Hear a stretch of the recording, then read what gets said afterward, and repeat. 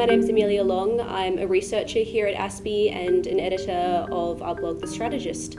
I'm joined today by Peter Jennings, Executive Director here at ASPI. Hi, Amelia. And we're going to speak today about the Permanent Court of Arbitration's ruling on the South China Sea. So on Tuesday evening, the International Tribunal on the Law of the Sea under the Permanent Court of Arbitration in The Hague handed down its long-awaited award on the Philippines versus China case, which was initiated by the Philippines 3 years ago. The findings were overwhelmingly in favour of the Philippines. So, Peter, some initial reactions. Were you surprised by how firm the tribunal came down on China? Yes, I was. I think a lot of people have been taken aback at the how decisive the tribunal's findings were. And reflecting on it, I think it's probably because the tribunal realised that they were in a very difficult situation.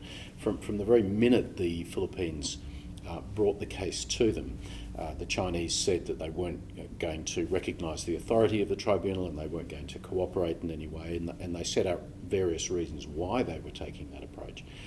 And so, being clever lawyers, what the tribunal has done, of course, has been to as thoroughly assess that the Chinese case for why they're not relevant and refute it, and then in great detail go on to talk about why it is that they believe China's claims of the 9-dash line is not appropriate in the context of the Law of the Sea Convention.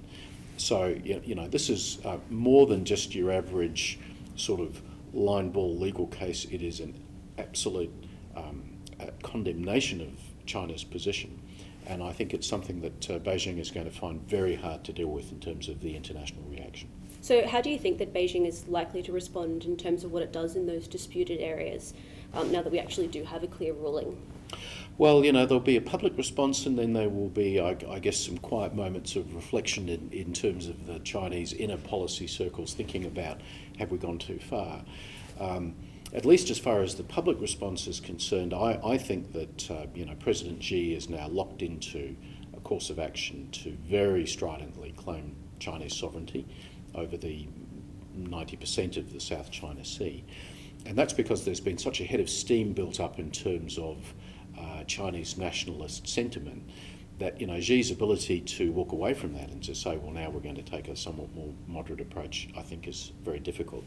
So I would expect over the next, the coming days, what we will see is extremely strong Chinese rhetoric attacking the arbitration findings. I think we'll see stepped up Chinese military activity in the South China Sea, military exercising to kind of reinforce the point that we're paying no attention to the tribunal's findings.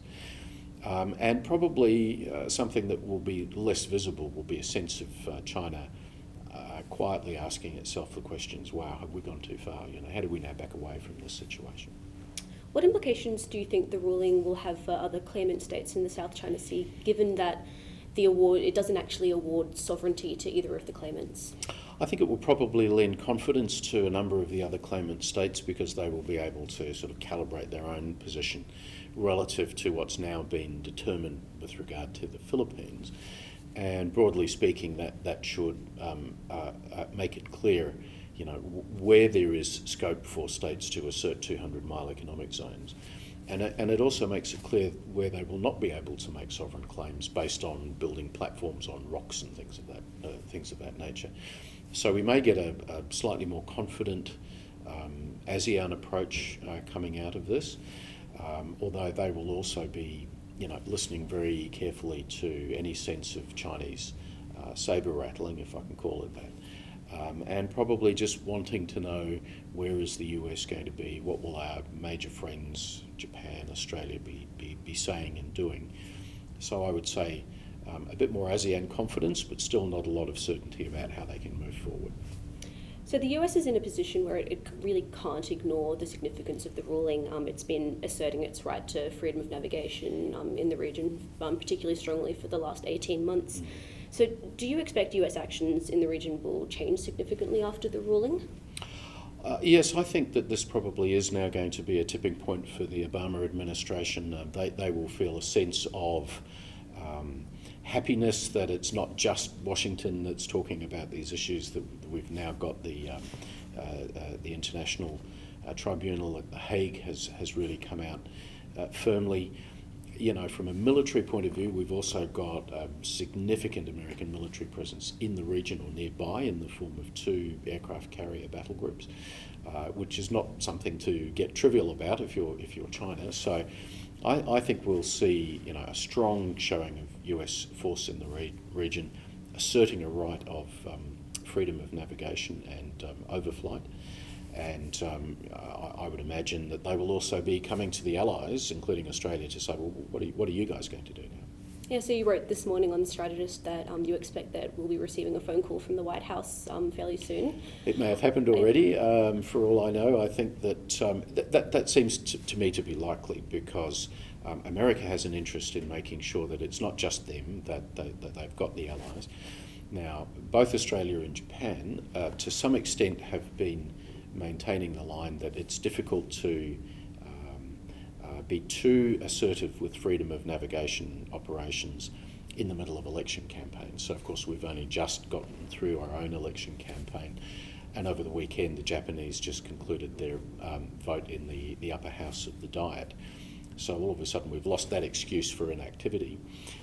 And I think that, if I was senior official in the Pentagon or if I was in the White House, I'd be saying now it's time we got our allies to actually step forward and do a little bit more so that it's not just about us. Hence my line, let's expect the phone call because I reckon it's bound to come. The US isn't actually a signatory to UNCLOS.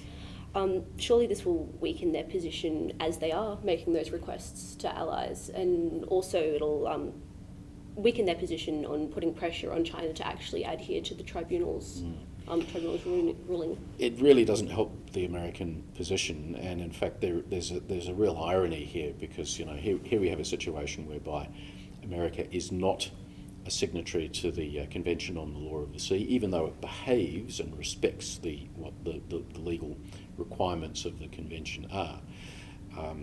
China is a signatory to the Law of the Sea, and it completely ignores what the convention actually requires it to do. So one imagines that people are waking up in Washington at the moment wishing that they'd signed up to the Law of the Sea. And in Beijing, they may well be waking up wishing that they hadn't signed up to the Law of the Sea, because for them, they now have a really difficult situation is how do they justify ignoring something that they've been a treaty member of for many years. So does the Australian government need to review its current position on rival claims in the wake of the ruling? Well, I think if the first thing we probably need to do is to decide that our long-standing Australian position of saying we support the international rule of law is right. I think for a smallish country like Australia, we're always going to get more benefit from that than a situation where might just makes right in the international environment.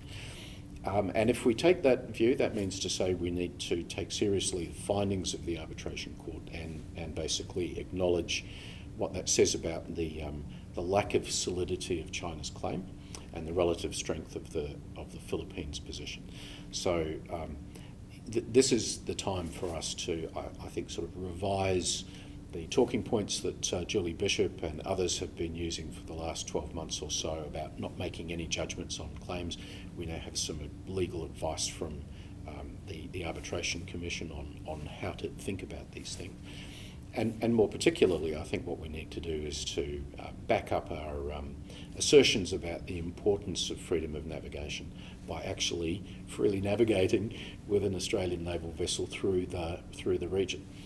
If all we do is talk about it and we don't actually ever demonstrate it, well then that in some ways is providing a sort of acknowledgement of Chinese sovereignty, which is the thing that we shouldn't be doing right now. Thank you very much for your time, Peter, and thank you very much for listening. My pleasure. Thank you.